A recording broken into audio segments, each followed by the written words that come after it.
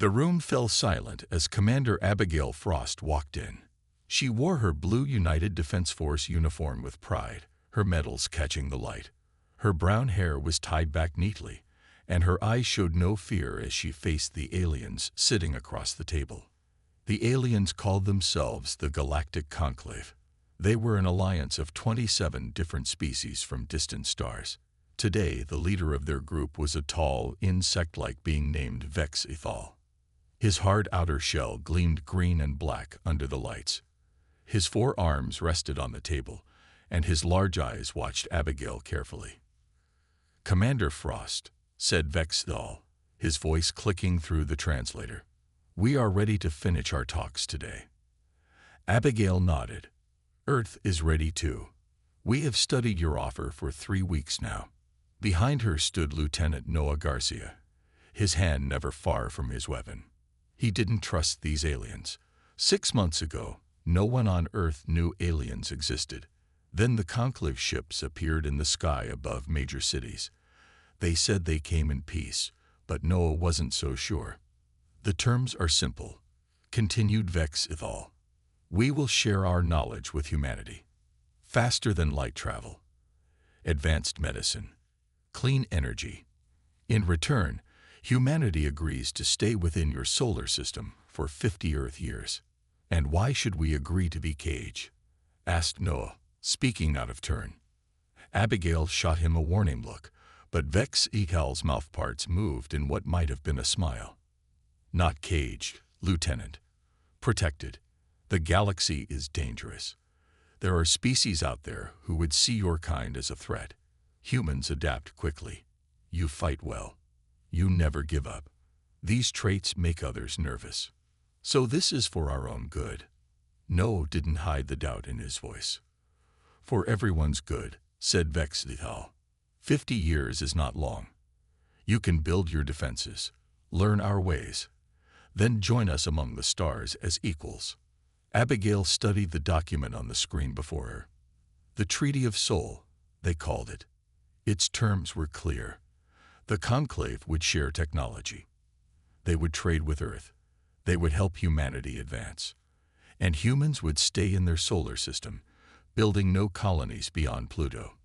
"What guarantees do we have that you won't simply attack us once we've signed?" asked Abigail. Vex Ethal's 4 hands spread wide. "Why would we? We could have attacked when we first arrived. Your weapons could not have stopped us. Instead, we talk. We offer friendship." Noah leaned down to whisper in Abigail's ear. "I don't like it, Commander. There's something they're not telling us." Abigail nodded slightly. She felt the same way. But what choice did Earth have? The Conclave ships in orbit could destroy cities in minutes, and the knowledge they offered would save lives. End hunger. Solve the climate crisis.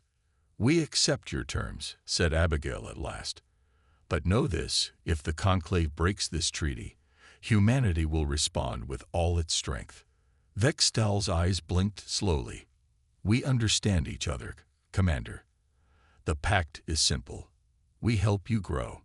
You stay in your solar system. And neither side provokes the other." Both leaders pressed their hands to the screen, signing the Treaty of Soul. The room applauded. Humans and aliens together. But Noah Garcia watched the aliens carefully. He noticed how some of them clicked to each other when they thought no one was listening. He saw the way certain ones looked at the humans, like they were studying them. As everyone filed out, Abigail stayed behind, reading the treaty one more time. "Do you think we did the right thing, Commander?" asked Noah. Abigail looked up at the stars visible through the window. "I hope so, Lieutenant. But just in case, tell Admiral Kent to continue the secret defense projects. The Conclave doesn't need to know everything we're doing." Noah smiled for the first time that day. "Yes, Commander. After all, the treaty doesn't say we can't prepare for the worst." "Exactly," said Abigail. "The pact is simple. Don't provoke humanity, and we won't provoke them. Let's hope they're smart enough to keep their end of the deal." 20 years passed since the Treaty of Soul was signed. Earth had changed in ways no one could have imagined. Tall buildings made of strange metals reached into the clouds. Cars flew between them. People lived longer, healthier lives thanks to alien medicine. Admiral William Carter stood at the window of Defense Station Alpha, orbiting just beyond the moon. His gray hair was cut short, and his uniform was crisp. He watched as the newest human ships practiced battle formations. These ships used engines based on conclave designs, but improved by human engineers. They were faster and stronger than anything Earth had 20 years ago. "Admiral, the defense grid tests are complete," said his aide. "All systems are working at 100%. Carter nodded. "Good. Make sure the outer planets are covered too. I want eyes on everything from Mercury to Pluto." Earth had used the 20 years wisely. A defensive ring of satellites and stations now circled the solar system. Carter had made sure of that. He didn't trust the conclave. Never had. Meanwhile, on Earth, Dr. Eleanor Walsh sat in her lab beneath Denver. Screens covered the walls showing strange alien symbols. Eleanor's red hair was pulled back, and dark circles showed under her eyes. She hadn't slept in days. "I know you're hiding something," she whispered to the screens. For 3 years, she had been studying conclave communications. The aliens thought their messages were private, but Eleanor had found a way to listen in. Most of it was boring trade talk or scientific data. But lately, she had noticed odd patterns, secret messages hidden inside regular ones. Her door slid open, and Dr. Jason Powell walked in carrying 2 cups of coffee. His beard had more gray in it now, and his lab coat had seen better days. "Any progress?" he asked, handing her a cup. Eleanor took a long sip. "Maybe. Look at this." She pointed to a section of symbols. "They keep mentioning Earth in these coded messages. And look at the frequency. It's increasing." "What do you think it means?" Jason asked. "I don't know yet, but they're talking about us more often, and they don't want us to know about it." Jason frowned. "Should we tell Admiral Carter?" "Not until we have something solid. You know how the government gets. They might overreact." On Mars, things were also changing. Red dust blew across the colony's dome walls as Kevin Mitchell drove his rover across the planet's surface. The mining supervisor was heading back after a long day checking equipment. Mars colony was home to nearly 10,000 people now, all working to mine the resources Earth needed. Kevin adjusted his breathing mask and checked his scanner. Something was wrong. The device showed energy readings where nothing should be. He stopped the rover and looked out across the red landscape. "Base, this is Mitchell. I'm picking up some strange readings in Sector 7. Copy that, Mitchell." A voice crackled over his radio. "What kind of readings?" "Energy signatures, not ours. They're coming from the old caves we haven't explored yet. Hold position. We're sending a science team to your location." Kevin didn't hold position. His curiosity got the better of him. He drove closer to the cave entrance and stepped out of his rover. The scanner readings were getting stronger. Inside the cave, his flashlight revealed smooth walls, too smooth to be natural. And at the back, half buried in the red dirt, was something metallic. Kevin brushed away the dust. It was a door with alien symbols. Conclave symbols. "Base," he called, his voice shaking. "I found something. Something that shouldn't be here." Back on Earth, Eleanor finally broke the conclave's code. What she read made her blood run cold. She immediately called Jason. "We need to contact Admiral Carter now," she said when he answered. "The conclave has been planning something since before the treaty was signed. They called it Operation Harvest, and it has something to do with humans, with our DNA."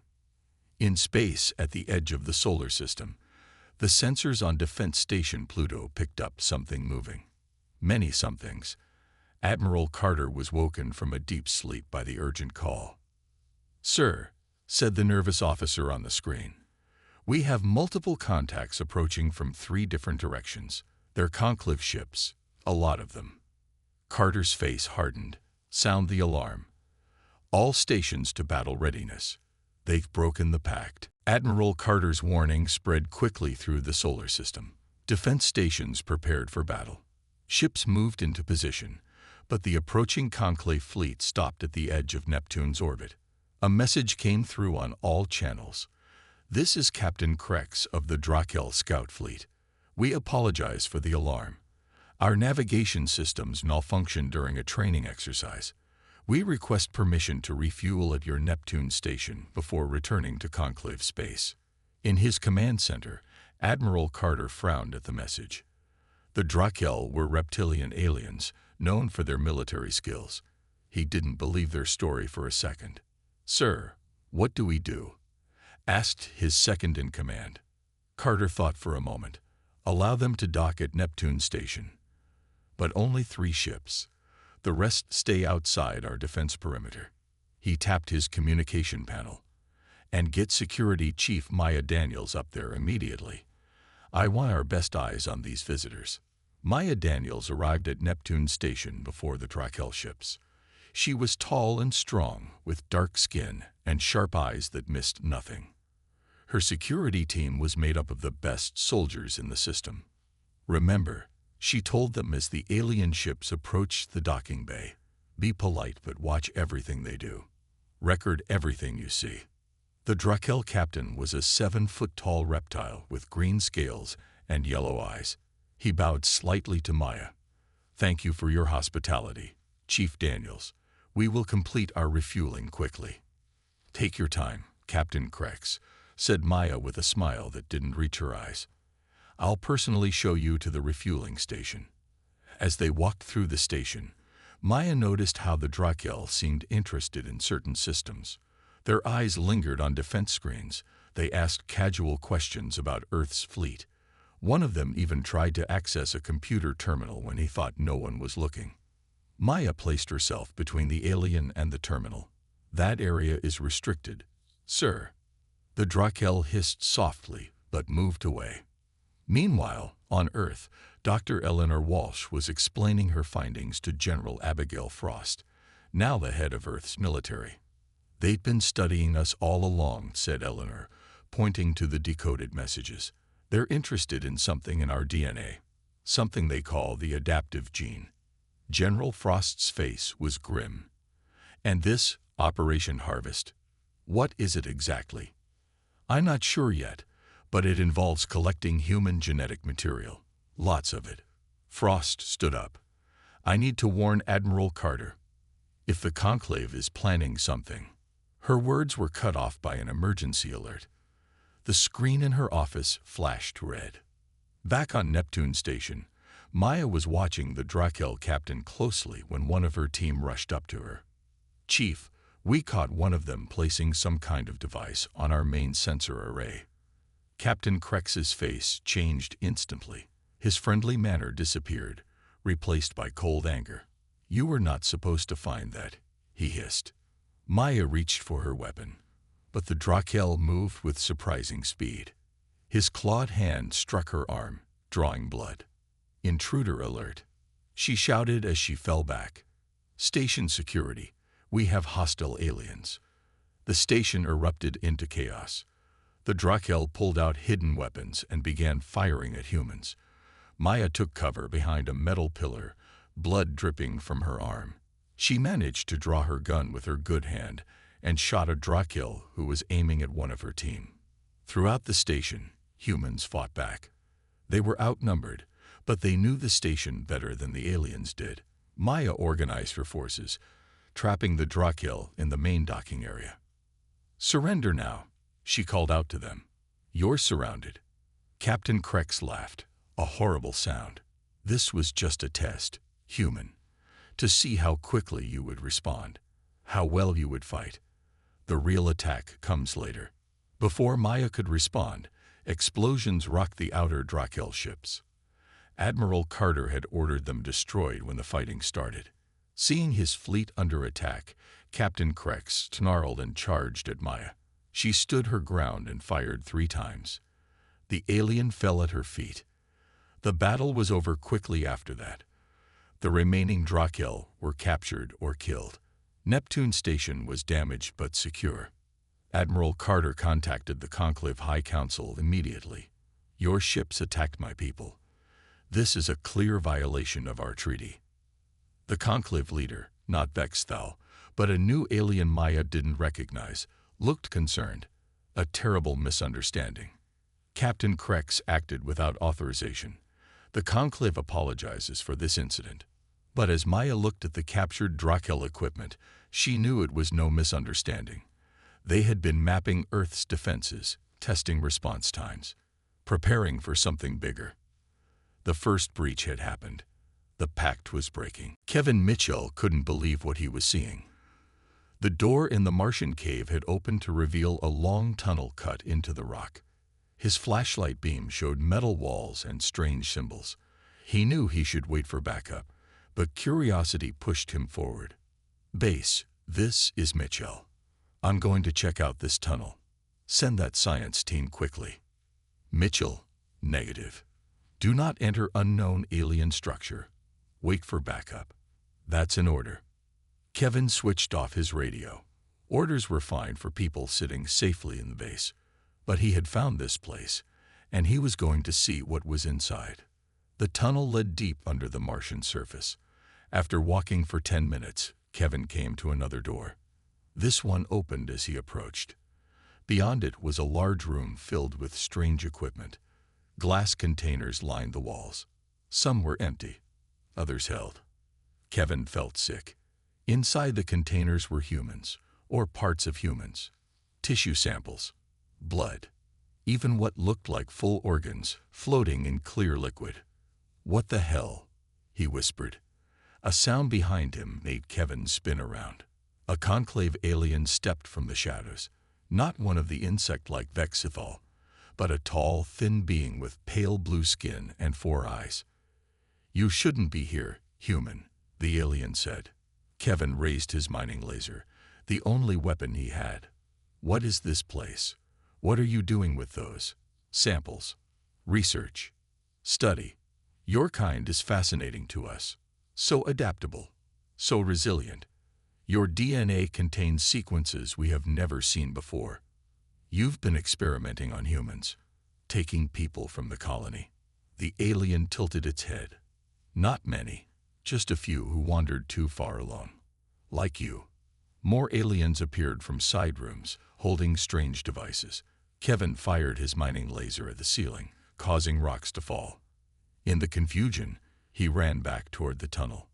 Alarms blared throughout the facility. Kevin ran faster than he had ever run before.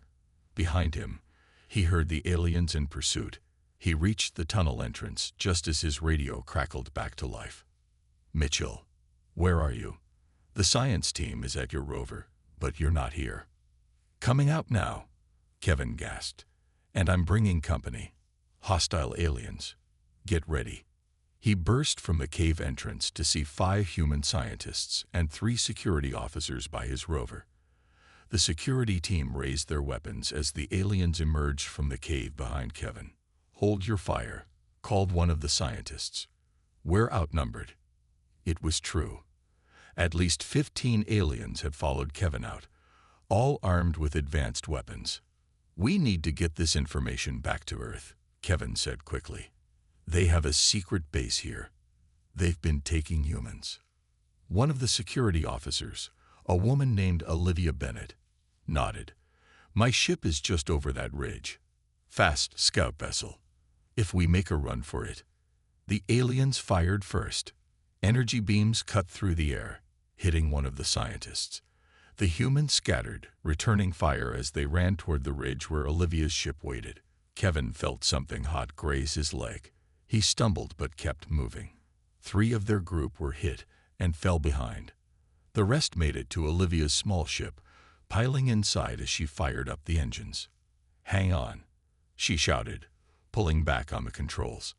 The ship shot up from the Martian surface. Energy beams from the alien weapons glanced off its hull, but Olivia was an expert pilot. She weaved and dodged, pushing the engines to their limit. We need to contact Admiral Carter, Kevin said, wincing as he examined the burn on his leg. They need to know what I found. First, we need to get past their ships, Olivia said, pointing to the view screen. 3 alien vessels were moving to intercept them. Can we outrun them? Olivia grinned. We can try. This is the fastest scout in the fleet, and I'm the best pilot. She pushed the ship harder, skimming close to the surface of Mars before suddenly shooting upward at an impossible angle. The alien ships tried to follow but couldn't match her maneuvers. I think we're going to make it, Kevin said, watching the alien ships fall behind. Don't celebrate yet, Olivia replied. We still need to reach Earth and show them what you found. The evidence that the Conclave broke their word from the very beginning. Kevin looked down at the data pad he had grabbed from the alien facility. They're planning something big, something they call a harvest. And I think it involves all of us. The emergency meeting room in the Earth Defense Headquarters was filled with the most powerful people on the planet. General Frost sat at the head of the table, Admiral Carter's face on a large screen behind her. On the table lay the evidence Kevin Mitchell had brought back from Mars. So they've been lying to us for 20 years, said General Frost, her voice tight with anger. Dr. Eleanor Walsh nodded. The data from Mars confirms what I found in their communications. The Conclave has been studying our DNA all along. They're interested in something they call adaptive sequences. Why? Asked Ambassador Peter Reeves, a tall man with a gray beard. What do they want with our DNA? Eleanor pulled up images on the room's main screen. From what I can tell, many Conclave species are suffering from genetic problems. Their DNA is breaking down over generations. They're looking for a way to fix it. And they found that fix in us. General Frost asked. Exactly. Human DNA has unique repair abilities. We adapt to our environment faster than any species they've encountered. And instead of asking for our help, they decided to take what they wanted. Ambassador Reeves stood up. We need to speak with the Conclave immediately. This violates every part of our treaty. Within an hour, the communication link was established. On the screen appeared Senlox, a 6-limbed alien with mottled skin who had replaced Vexthal as the Conclave's main representative to Earth. Ambassador Reeves, the alien said, what is the meaning of this urgent call? Peter Reeves was normally a calm, diplomatic man. But today, his face was red with anger. We have discovered your research facility on Mars. We know you've been experimenting on humans. Explain yourselves. Senlox's face showed no emotion. I don't know what you're talking about. General Frost stepped forward. Don't lie to us. We have proof. We've decoded your secret communications about Operation Harvest. We know about your genetic problems. For a moment, Senlox was silent. Then he made a sound like a hiss. If you know so much, then you understand why this is necessary. The Conclave faces extinction without the genetic material we need. You could have asked for our help, said Dr. Walsh. We might have given it freely. Your kind is unpredictable, dangerous. The Conclave decided it was safer to take what we need quietly. By kidnapping and experimenting on our people, General Frost's voice was ice cold. That ends now. We demand you remove all hidden facilities from our system immediately. Senlox's eyes narrowed. You are in no position to make demands, humans. Your species is young, weak. The Treaty of Sol was always meant to keep you contained until we completed our research. The room fell silent at this admission. So the treaty was a lie from the start, said Ambassador Reeves quietly. A necessary measure. Soon, Operation Harvest will begin. We will take what we need from your world, with or without your cooperation. General Frost stepped closer to the screen. If you try to harm our people, you will face the full force of humanity's defense. We've spent 20 years preparing, just as you have. Senlox made a gesture that might have been a laugh. Your preparations are nothing compared to our fleet. Even now, our ships approach your solar system from all directions. Admiral Carter's voice came through suddenly from his screen. General Frost, we're picking up multiple warp signatures. Hundreds of Conclave ships just appeared at the edge of our sensor range. Senlox's face showed satisfaction. You see, the time for talk is over. The harvest begins now. General Frost didn't waste a second. Admiral Carter, deploy all fleet elements. Activate the planetary defense grid. All colonies go to full alert status. She turned back to Senlox. You've made a terrible mistake. The pact was simple. Don't provoke humanity. You broke it. Now you'll see what happens when humanity fights back. Senlox's transmission cut off abruptly. Dr. Walsh looked at the tactical display as red dots representing Conclave ships appeared everywhere. There are so many of them. General Frost's face was grim but determined. It doesn't matter how many there are. They came here thinking we'd be easy prey.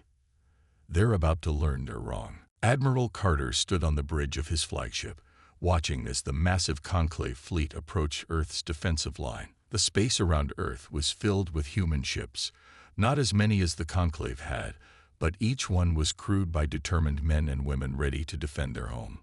All ships report ready, Admiral, said his communications officer. Carter nodded.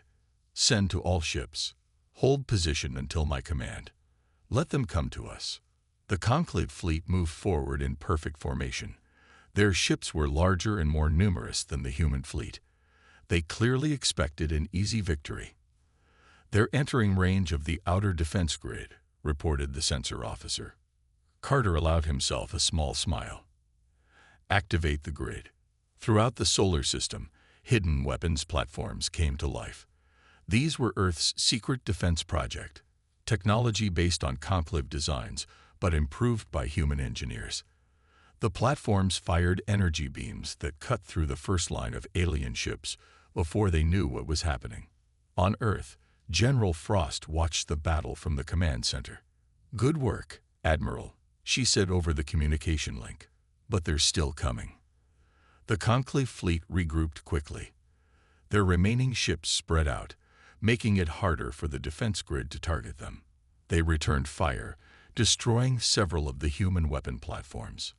All ships engage, ordered Admiral Carter. Remember your training. Hit and move. Don't let them get a lock on you. The human fleet moved forward. Though smaller than the alien armada, the Earth ships were faster and more maneuverable. Captain Samuel Harris of the UDF flagship Defiance led the first attack group. Focus fire on their lead vessel, he told his crew. Then break away before they can respond. The Defiance and its squadron fired all weapons at a large Conclave ship. Their combined firepower tore through the alien vessel's shields, ripping it apart. The human ships then scattered in different directions as the Conclave fired back, missing most of their targets. Back on Earth, Dr. Eleanor Walsh worked frantically in her lab. I think I've found it, she told her colleague Dr. Powell. The Conclave species all share a specific genetic weakness. If we can target that, we could disable their crews without destroying their ships, finished Dr. Powell. Eleanor nodded. Exactly. A virus that affects them, but not us. It won't kill them, just make them too sick to fight. How do we deliver it? Asked Dr. Powell. We need to get it aboard their command ship.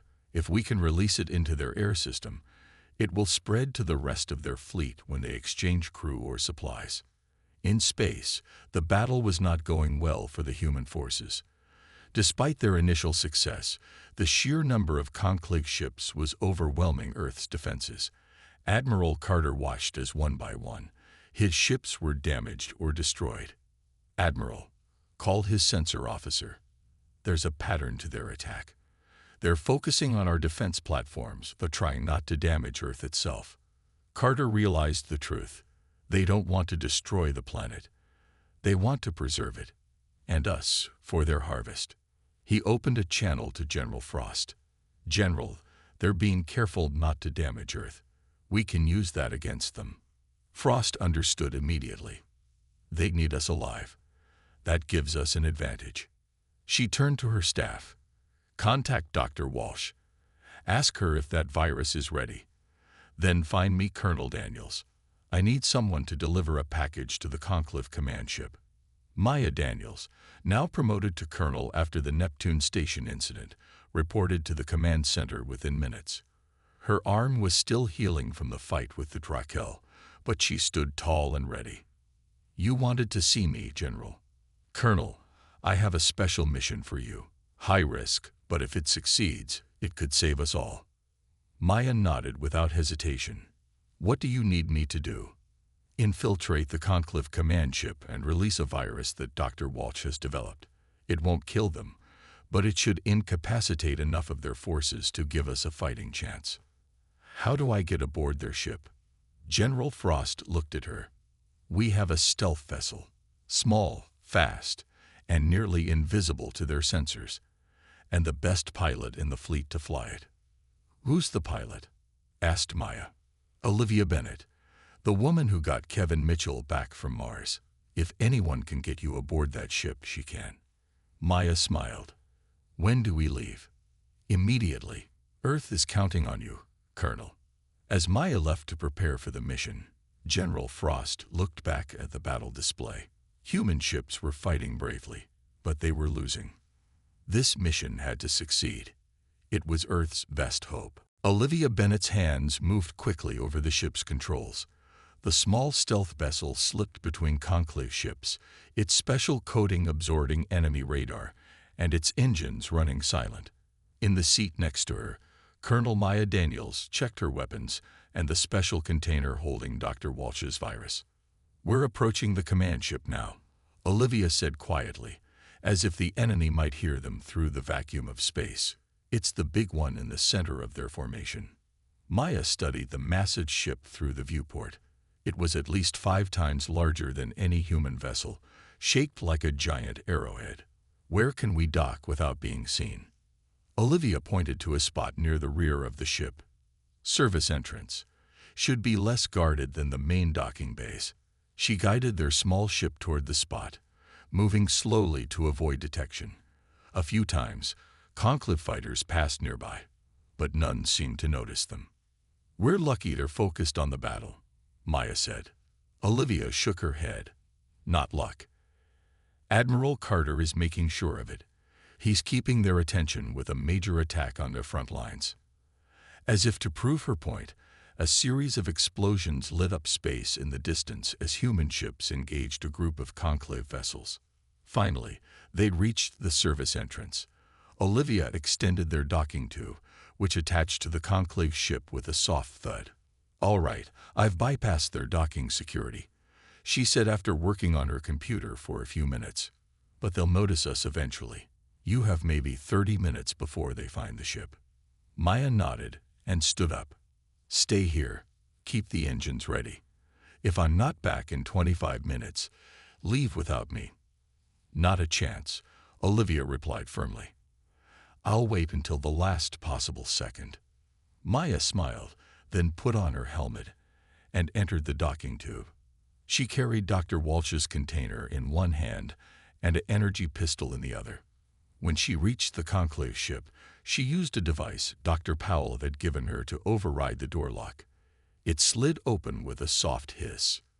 Inside, the corridors were dimly lit and larger than on human ships.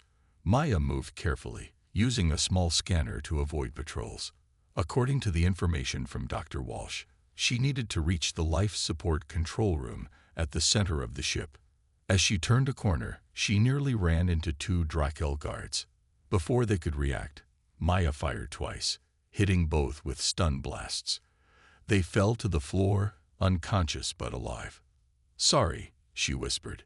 "Nothing personal." She continued deeper into the ship. Twice more she had to hide from patrols. Once she ducked into a side room and found herself surrounded by strange equipment. Looking closer, she realized with horror that these were more genetic extraction devices, like the ones Kevin had found on Mars. They were ready for their harvest. With renewed determination, Maya found her way to the life support control room. The door was locked and guarded by a single alien she didn't recognize, not a Drakel or a Vexithal, but something with multiple eyes and tentacle-like arms. Maya couldn't risk a direct confrontation. Instead, she used her training to create a distraction, throwing a small device down the corridor It created a series of loud noises. When the guard went to investigate, she slipped into the control room. Inside, she quickly located the main air circulation system. Following Dr. Walsh's instructions, she connected the container to the input valve and activated it. A fine mist began to spread through the ship's ventilation system. "Stop," came a voice behind her. Maya turned to see a Vex Thal standing in the doorway. Unlike the other Conclave members they had encountered recently, this one seemed older, his shell duller in color. "You're too late," Maya said, raising her weapon. "The virus is already spreading through your ship." To her surprise, the Vex Thal lowered his own weapon. "Good." Maya blinked in confusion. "What?" "I am Zexthal, brother of Vexthal, who first met with your people. Not all of us agreed with the Drakel plan to harvest your species. Some of us wanted true cooperation." "Then why didn't you stop this?" Maya asked, still keeping her weapon ready. "The Drakel seized control of the Conclave Council 10 years ago. Those who opposed them were removed from power. Some of us have been working secretly against them." He stepped closer.